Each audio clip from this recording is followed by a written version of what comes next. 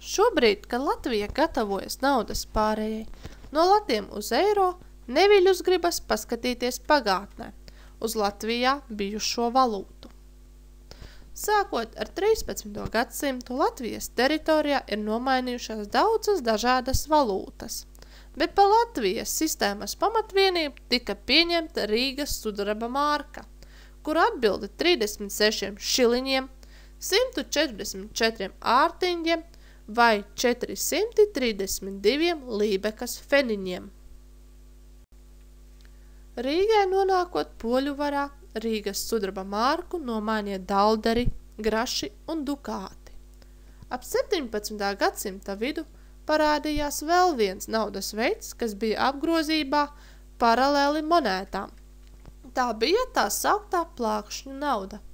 Liela, taisnu stūrveida vai kvadrātveida vara plāksne, kuras vērtība bija atkarīga no tās svara un attiecīgās vara cenas. 18. gadsimtā līdz ar Latvijas teritorijas nonākšanu Krievijas impērijas sastāvā Latvijā sāka lietot cara naudu, zelta rubli un sudraba rubli. Pēc Pirmā pasaules kara Latvijas teritorijā ilgu laiku valdīja hauss, kas izpaudās arī naudas sistēmas nestabilitātē. Latvijas pagaidu valdība nolēma izlaist Latvijas valsts kases zīmes, kas izdodamas rubļos un kapeikās. Līdz ar jaunizdotajām naudas zīmēm spēkā paliek arī iepriekšējās naudas zīmes. Pēc kursa 1 Latvijas rublis vienlīdzīgs 1 ostrublim, 2 vācu markām un 1,5 Krievijas rublim.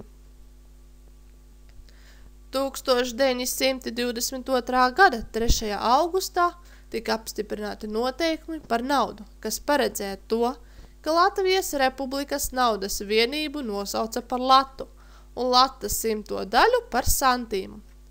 Bet apgrozībā vēl joprojām atradās Latvijas rublis un kapeikas. No 1922. gada līdz 1994. gadam Latvijas banka pilnībā nomainīja visus rubļus uz latiem. Bet 1941. gada 25. martā PSRS centrālā banka anulē latu kā maksāšanas līdzekli, un PSRS rublis paliek par vienīgo likumīgo maksāšanas līdzekli valstī. Pēc Latvijas neatkarības atgūšanas Latvijas Republikas naudas reformas komisija, kas 1992. gadā pieņēma lēmumu par Latvijas bankas pagaidu naudas zīmes Latvijas rubļa, jeb tā saukto repšiku laišanu apgrozībā. Pēc trešās apmodas 93. gadā tika laista apgrozībā Latvijas nacionālā valūta, mūsdienu lati. Paldies!